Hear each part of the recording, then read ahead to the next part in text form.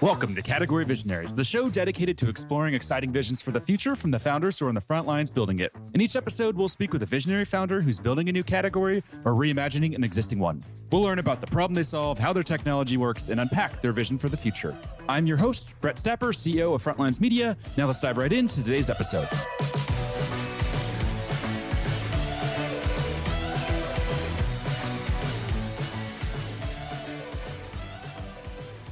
Hey, founders, and thanks for listening. Today, I'm speaking with Anand Kulkarni, CEO of Crowdbotics, a rapid application development platform that's raised $58 million in funding.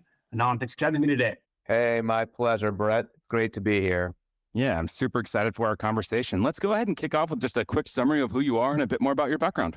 Yeah, sure. So my name is Anand Kulkarni, CEO and founder of Crowdbotics. I'm a serial entrepreneur. This is my second time running a venture-backed technology company. Crowdbotics is an AI-powered software development platform, been around for 7 years.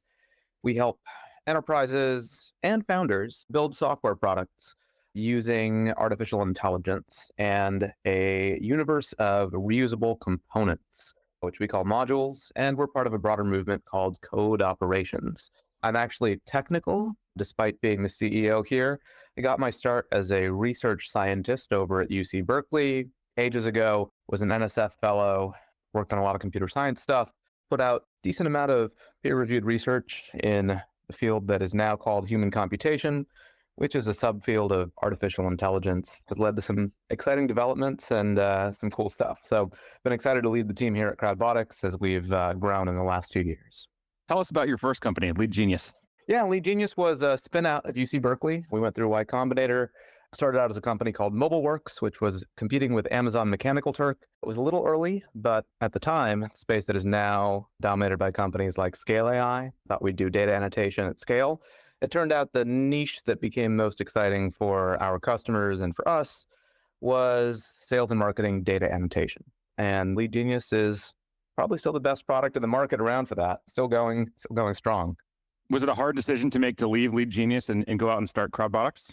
Oh, well, I think anytime you jump on to the next thing, it's always a little bit of a tough decision. But I think that for anyone who's been there before, you recognize that there's always the urge to create and launch something new inside you. So I think that that's something that anyone as a founder can appreciate. Given that you've been in AI for so long, and I think it's fair to say you were doing AI before it's cool, what do you make of the market today, and how do you summarize the state of AI? Look, we've been an AI-powered company almost from our inception. We were one of the first commercial users of GPT-3 on their API. And we actually started the company at Crowdbotics based on what I was seeing happening in the early research space around large language models. These were systems that were things like recurrent neural networks, predecessors of today's LLMs that just look extraordinarily promising. They look like things that could make code, or things that looked like they could make things that were almost code. And when I saw this in 2017, 2016, I said, look, this is probably the future. And we got to go out and get ahead of this. So look, the current landscape of enthusiasm around AI is phenomenal. It's a bit of a vindication of our vision. And I think that for companies who are already in this space, of course, we've experienced massive tailwinds from the market driving customers straight into our hands and demanding to use our product. And it's funny because we were working on the same technology in the market 2 years ago, and people just didn't believe us. We showed them technology showing that you could use artificial intelligence to plan software, use AI to write code. People said, yeah, well, okay, but can you really? And today, I think the current landscape has really rewarded folks who are already in the space with good solutions. There's credibility, there's enthusiasm, and of course, market appetite to buy solutions like this has gone up to a 10, which is great to see. So obviously November of last year was the watershed moment, I would say, for AI, at least just in the wider consumer world where everyone started to talk about it and understand it.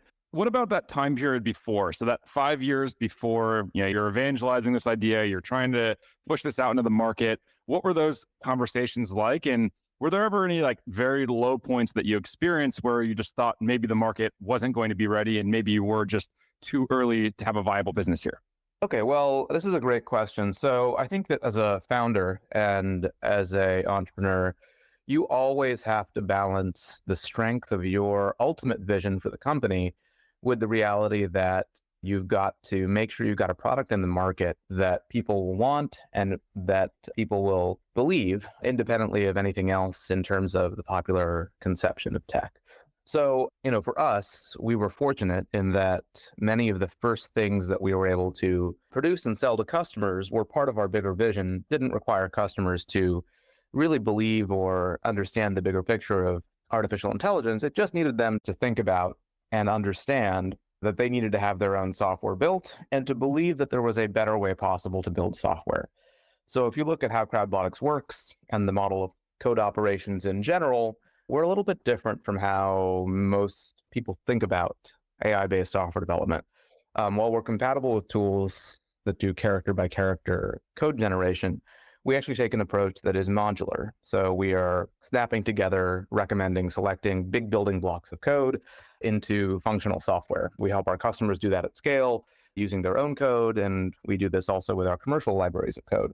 And so that was an easier narrative for a lot of customers to understand because that's the way that most people build software by hand today. Go out and find libraries that you think you'll need, you put those together, and you have running software. And so we didn't need to have people buy that bigger vision as long as they were willing to understand at a different level how the software is able to work. Of course, now that we are seeing popular validation of this concept, of course, things have come together in a nice way. Now, the other side of your question was around, were there tough moments? No question. I don't think any entrepreneur or founding team can say that they have avoided those kinds of tough moments, especially when market sentiment may be going up and down all the time. And I think that we saw a number of moments like that, places where we saw tough customer types or flavors, difficult use cases, people pushing the envelope or the boundaries on things that we couldn't do, and having to take difficult decisions on whether we wanted to take a bet on a space and persist in spite of challenges, or if we wanted to pivot away from it. And some of those investments really paid off, the decision to persevere. I can give you an example. Early on in our process, we had the opportunity to work with the US government. This was probably 3.5 years into the company. And our first efforts to get anywhere through the US government's procurement process proved to be extraordinarily difficult. We just got rejected over paperwork issues, over not knowing how to sell or engage with buyers inside the US government. And it was extraordinarily demoralizing. We said, hey, we should probably just pull out of working with federal sales entirely. Of course, today, the US government's one of our biggest customers. So it turned out to be a good decision to persevere. And of course, they've been now some of the biggest proponents of artificial intelligence. And that's been a rewarding shift to see. What advice would you have for other tech founders who want to work with the US government and do business with the US government? It's a great question. So there used to be a conventional mindset in Silicon Valley that government was too hard to work with, too hard to sell into. I think that mindset has now started to shift. I think there's been a surge of interest in and around government tech. I think there's been a number of change makers who have shown up inside positions in the federal government that say, we really need to adopt US grown technology and US grown innovation fast to stay competitive and efficient. And I think those change agents, those innovators, those folks who are looking to stay competitive, those are the ones to find and engage with. And I think that piece has been really powerful for us to watch as a cultural shift in how the US government approaches technology. So there's been lots more attention paid now to innovation dollars. There's been lots more attention now paid to engaging in the private sector and with the private sector. I think that one thing that entrepreneurs should be aware of is that when working with the US government, there's always compliance factors to think about, security, safety. Those are obviously places where platforms like Crowdbotics do make a difference, but it's also places where there is a level of rigor that you need to go through to be able to work effectively within the US government ecosystem. But once you've done that, things get a lot simpler. Of course, finding the people who really care to drive change and positive outcomes, those are the champions that entrepreneurs really want to empower and enable.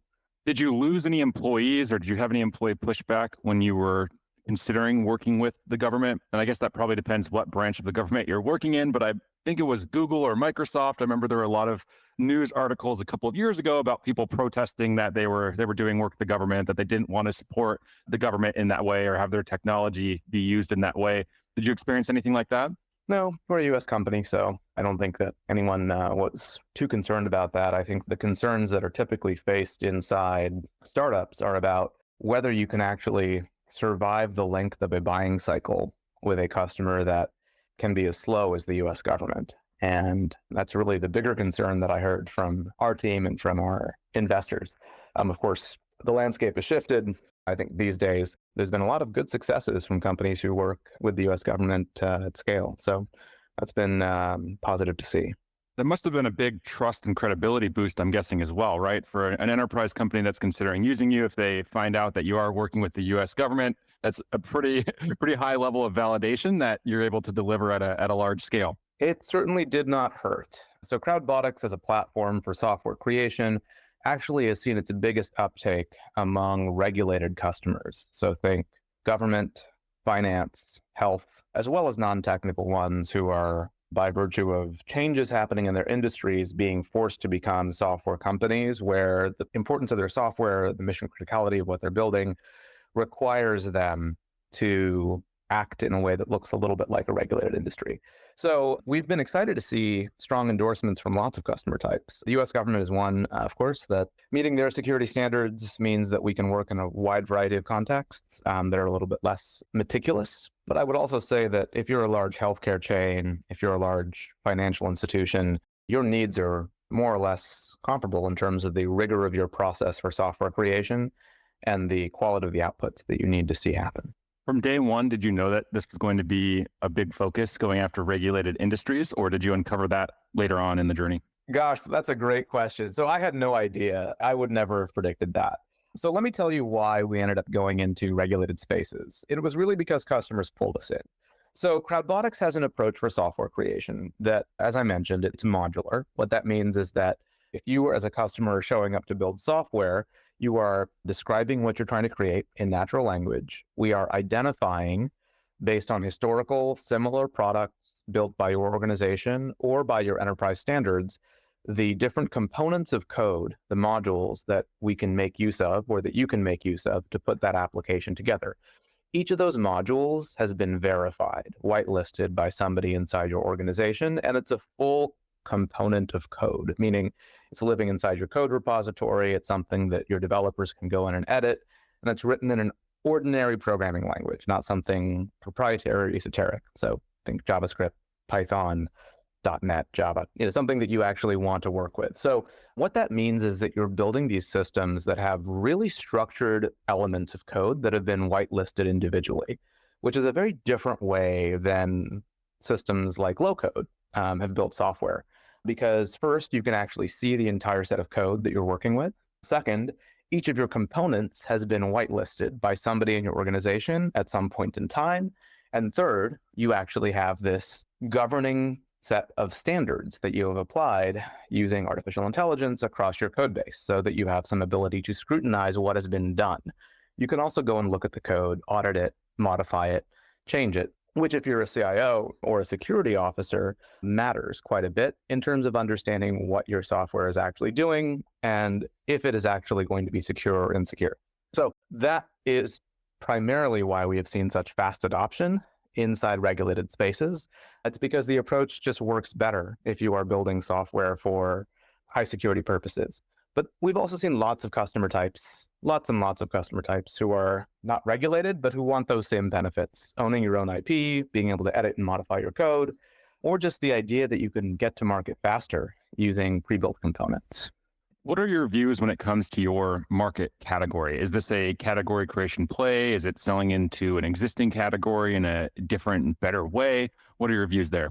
Yeah, great question. So when I started the company, I actually had a specific set of reference points that I was looking at that weren't just artificial intelligence, because back in 2016, AI was not viewed as something you were going to build a giant category around. Really what I was interested in is the related question of how we could do better than low code. Low code is this category that's been around for 15 years now. It's this idea that you can write less code, empower people who are not developers to go and write the code and make the developer kind of obsolete. And I think that a lot of people, software engineers, people in the Valley, enterprise CEOs, CIOs, we just found this notion a little bit off-putting from the get-go that you would actually eliminate developers using low code, right? Because it's just really hard when you're building systems using these drag and drop tools that hide the code or hide the complexity of code to say that we can build something that's going to be scalable, important, mission critical. As developers, we always know when you're building on systems like that, you hit a limit. You have to go and switch into a software system, a proper programming framework, and go modify something. And okay, then you're back to building in a real open source framework the way that you normally like to build. So really, we thought about what we could do that was better than low code because, look, nothing really important in terms of the software that we all use and drive every day, none of that's been built on low code. It's all been built in full code. And so Crowdbotics takes this approach that's really opening up a new category, code ops, which is the idea that we can use artificial intelligence and historical requirements to change the way that we are building software. Code ops is a little bit like a superset of DevOps or DevSecOps, which were motions that thought about how to empower the developer to be more efficient. Code ops shifts this entire discussion left. So we are asking, how do you design software using requirements in a way that takes advantage of what's been built before and allows the product side, the business side of the house to work directly with people who are developers and with components of code in a way that accelerates our time to market and lets us make good decisions together about how to build software. So this is really an emerging category. Not everyone calls it the name code ops, but that's the term that we see that is really emerging around this. GitHub calls this inner sourcing, this idea that you're going to find modules and reuse them. And I think that code ops as the category looks like a growing movement that we're excited to try and get into the front of.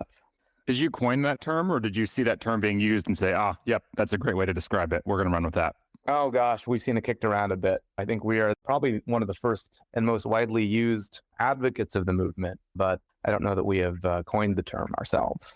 That's one of the things that I see founders tend to get wrong when it comes to category creation is they are really obsessed with this idea of if they didn't create the term, then they can't use it for a category creation play. But from studying category creation, what I've seen is a lot of times they do exactly what you're describing, where you essentially watch for a trend that's emerging, no one's really owning it, and then you essentially hijack that term and make that your own and then become the leader of the movement and evangelize that louder than anyone else can. So it sounds like you're following that same playbook.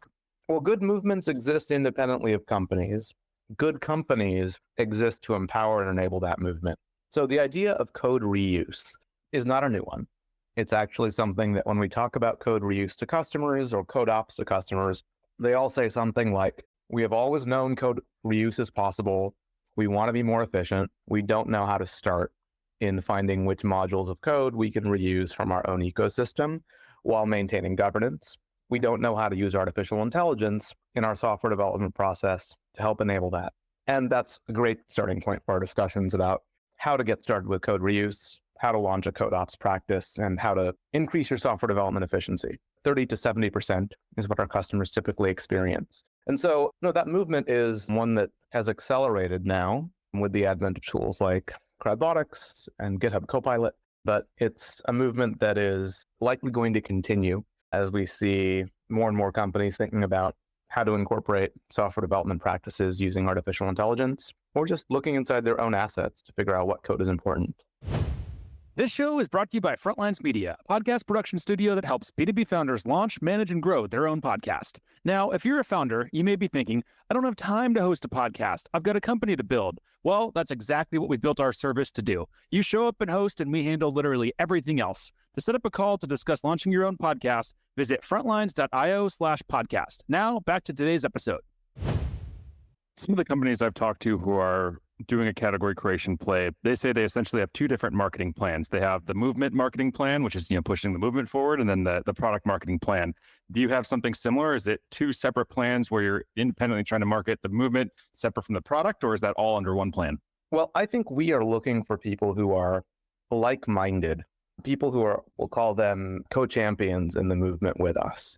Whether or not they talk about code operations under the name code ops, or if they call it something else, those are tools that we seek to partner with and to enable. So GitHub is one example. Crowdbotics has been built around GitHub actually since its inception. Now we support GitLab as well, because that's one of the places that when we're talking about building, storing, and reusing modules of code, you're going to be looking inside those repositories from day one. And so we were excited to see that GitHub has been thinking about inner sourcing for a long time. And we're excited to see places that we can continue to align with folks like that who are looking at this element and these questions of reuse.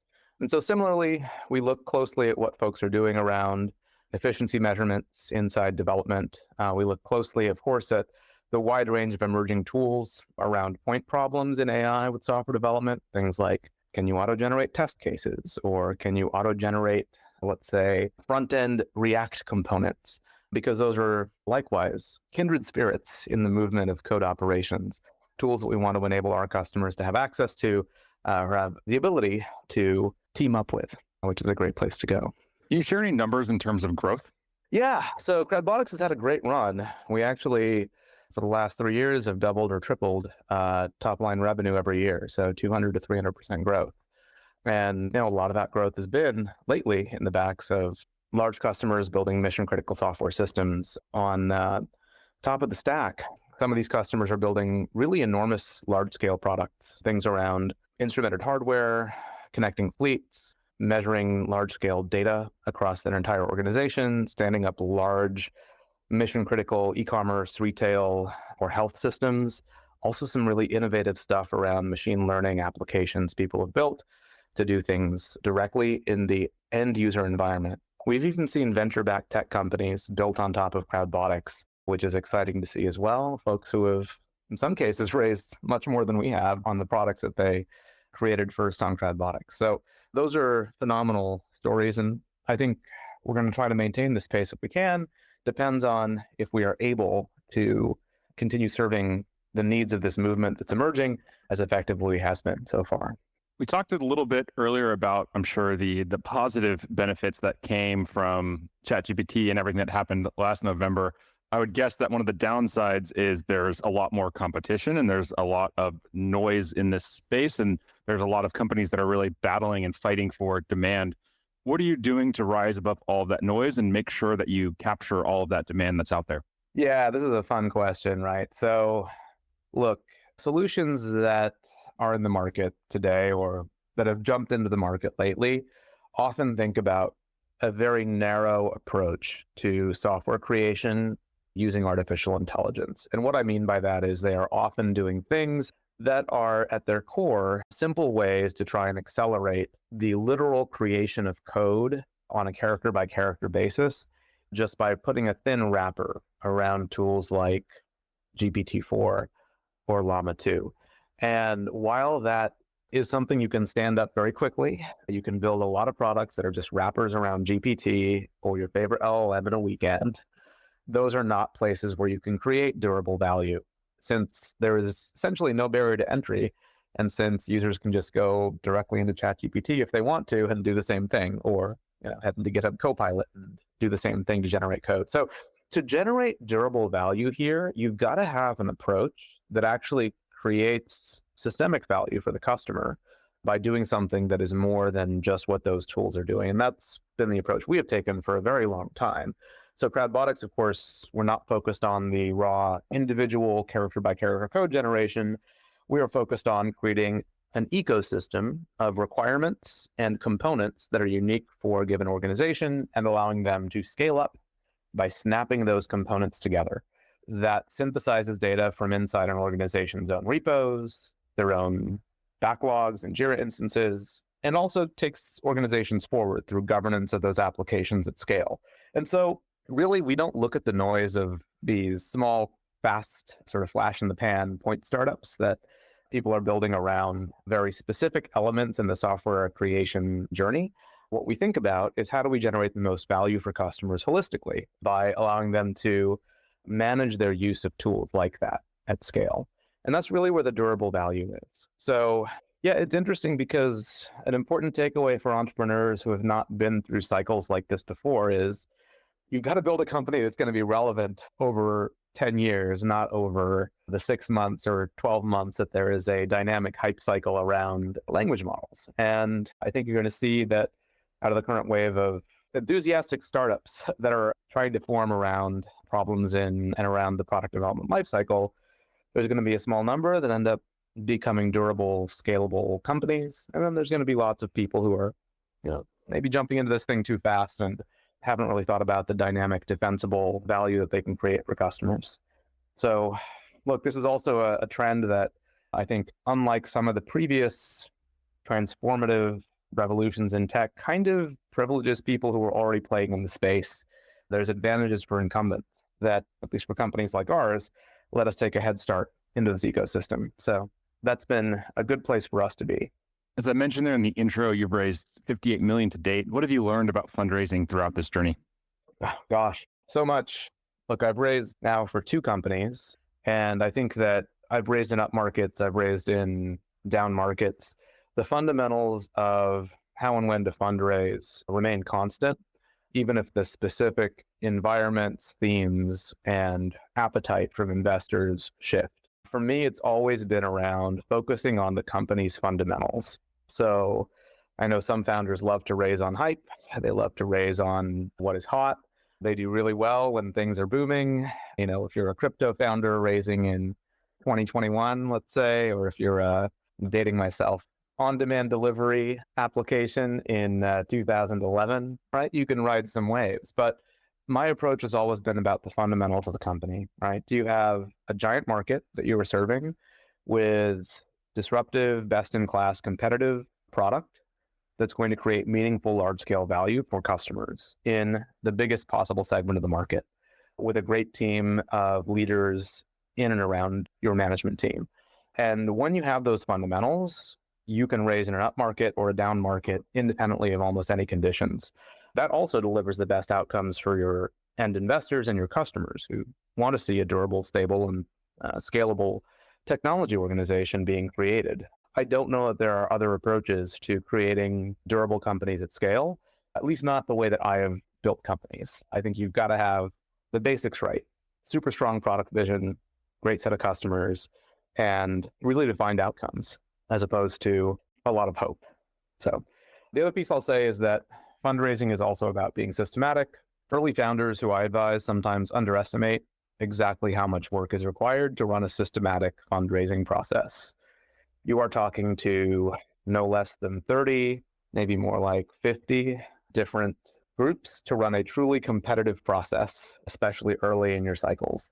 Of course, later on, you can be a little bit more measured since your company grows on its own momentum and you get some choice. But it's great to create the expectation that fundraising, it's only presented in the news as a done deal.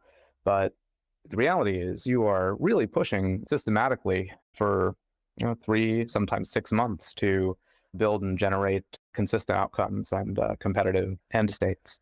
And it's important to approach it with that kind of seriousness. Based on everything that you've learned so far with this company and your previous company, what's the number one go-to-market piece of advice that you'd have for a founder? Great question. Gosh, go-to-market is so important. And I see that first-time founders, sometimes second-time founders, just defer the decision to think about and plan for GTM until very late in the game. So the faster you figure out your GTM, the better your company will be and the easier the outcomes will look like.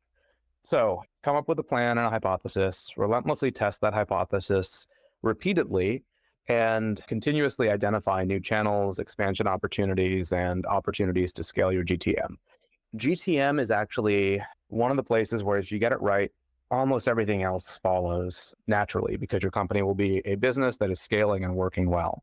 So those are good places for us to continue to help educate founders. I think there's only so many different strategies that work, direct sales, channel sales, low touch sales, advertising, referral, viral distribution. So understanding what those are, scaling those are really the purpose of the company in the early rounds. And then as you get later in the process, you have to make sure that you are continuing to expand and multiply on those, all of which are good places to go. So there's a little bit of a context on how I think about GTM.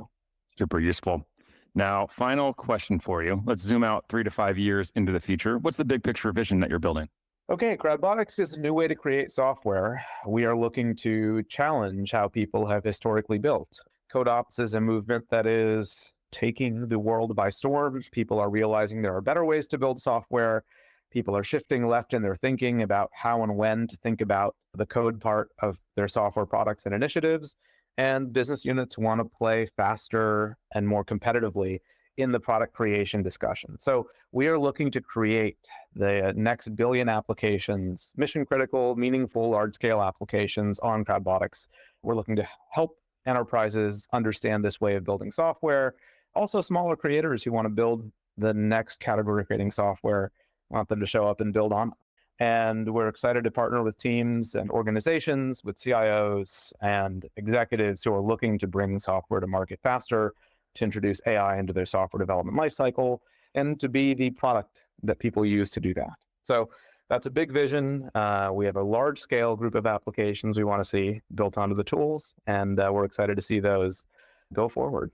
Amazing. Well, I love the vision, and I really love this conversation. It's been a lot of fun, and I know it's going to be a big hit with our audience. Before we wrap up here, if there's any founders that are listening in, they just want to follow along with your journey as you build and execute, where should they go?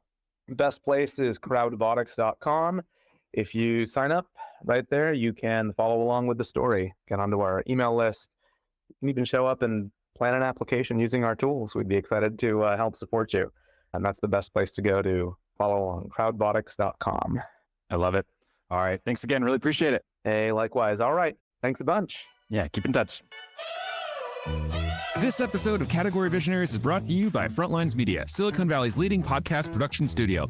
If you're a B2B founder looking for help launching and growing your own podcast, visit frontlines.io/podcast. And for the latest episode, search for Category Visionaries on your podcast platform of choice. Thanks for listening, and we'll catch you on the next episode.